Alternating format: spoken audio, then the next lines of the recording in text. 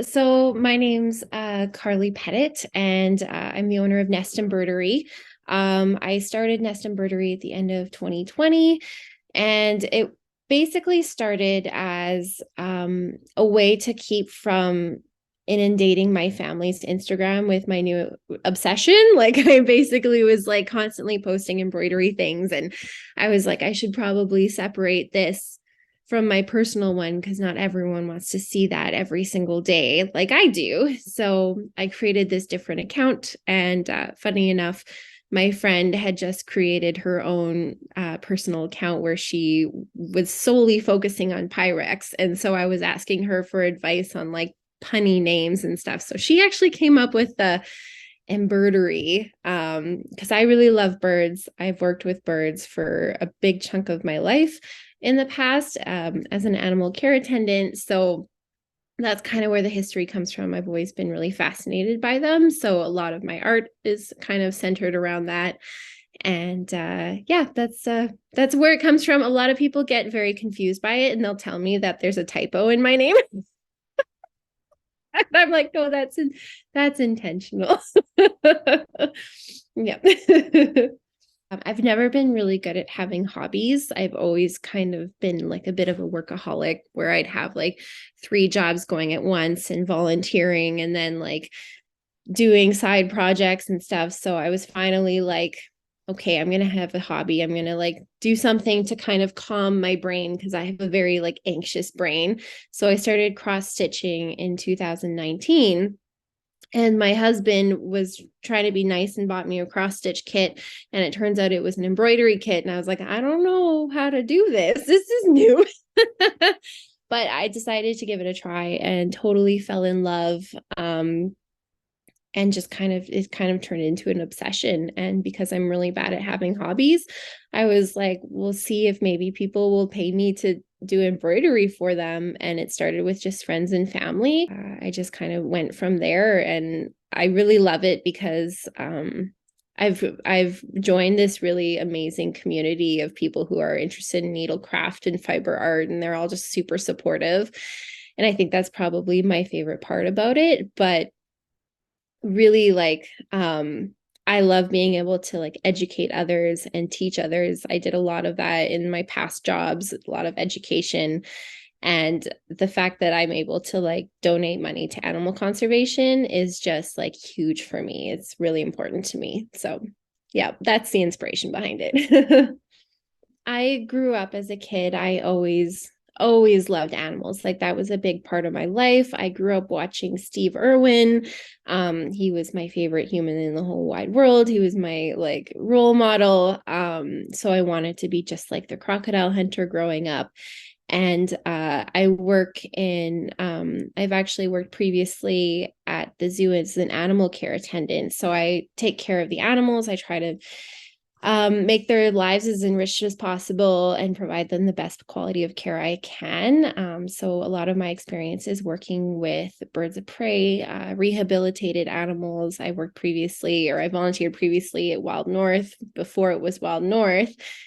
And it's just, I just want to make their lives as happy as possible and kind of promote the idea of conservation as much as I can, because it's always been really important to me to promote animal conservation and to kind of learn from it. And prior to being an animal care attendant, I did education at the zoo.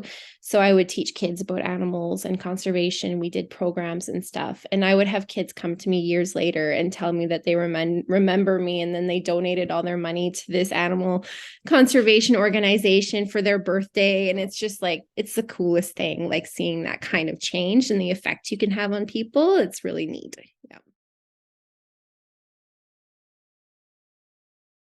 It kind of ranges. It's from anyone who might be interested in starting a new hobby and learning about a new hobby. A lot of my kits are geared towards beginner embroidery and starting fresh. The first embroidery kit that I had no instructions. It basically just told me the stitches, where they went where, and I just had to like look up tutorials and teach myself. And my goal is to kind of prevent that from needing to happen and have like those instructions so that people don't get stressed out and intimidated by it.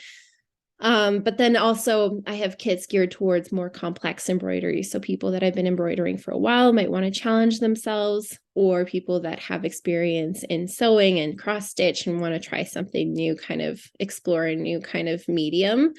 That's what that's for. But a lot of it, honestly, the thing that I'm really trying to focus on this year is sustainability and upcycling. So the majority of my kits will be FSC certified. They'll be packaged in sustainable packaging. They'll have educational tidbits about the animal that they're embroidering. There's like the stick and stitch pack. So if you get something that you've thrifted at a store, you can embroider it and make it your own and kind of upcycle it in that way. So I'm trying to focus more on that. I had my son early 2022 last year, and ever since I had him, I just wanted to really jump into that kind of environmentalism, sustainability mindset. So anyone who's kind of interested in like trying a new hobby, but then also being like sustainable in doing so, like that's kind of what I'm geared towards. I kind of want to gear this product towards like me 3 years ago, where I just like, I didn't know what I was doing. I didn't know how to have a hobby.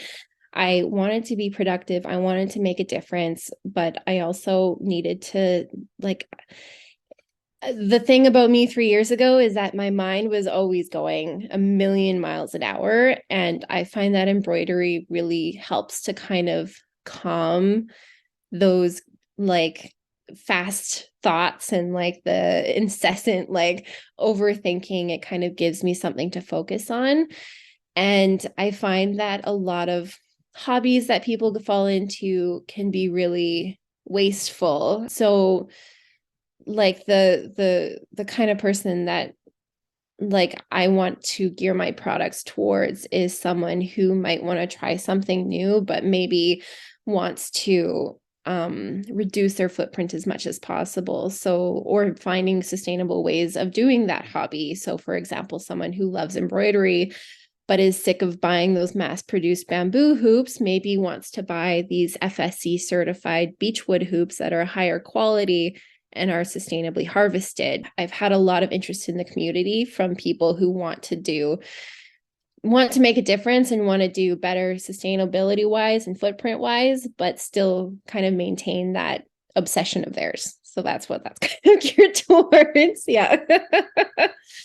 I do provide the FSC certified beechwood hoops. They're Elbacy brand, which means that they're made in the UK and they're actually really hard to get in Canada. So when I found a wholesaler, I was like, yes, I'm stocking up, and then I want to supply to other people that might be interested in that sort of thing.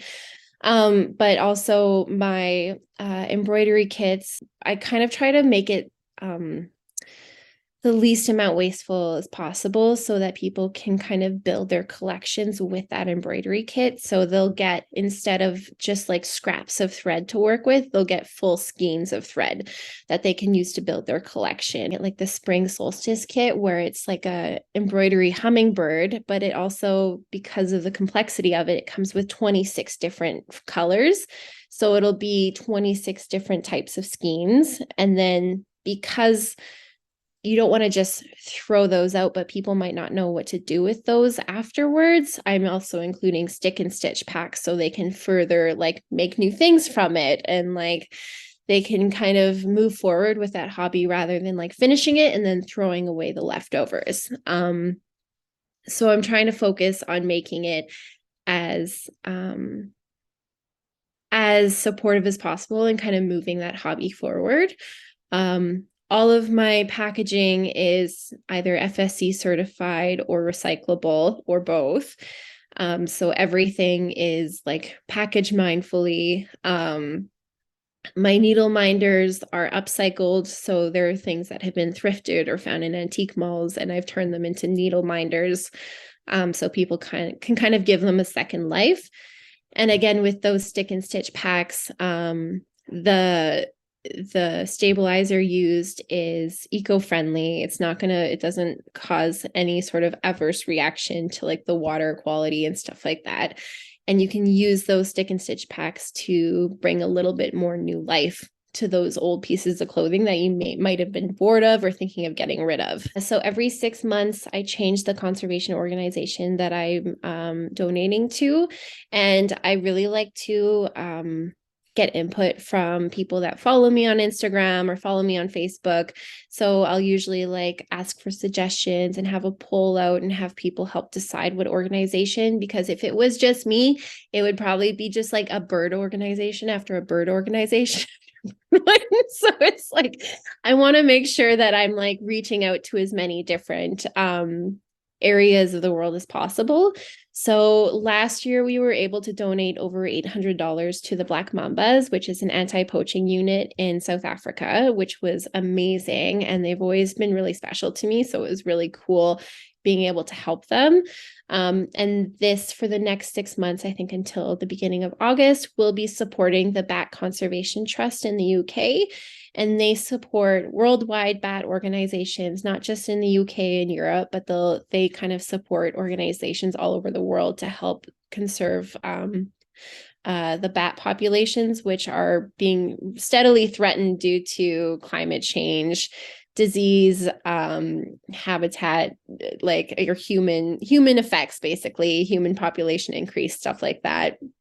And bats have always been really important to me. I've actually raised baby bats in my career, and I have a tattoo of a bat, and I like love them. So it's really, really special to me.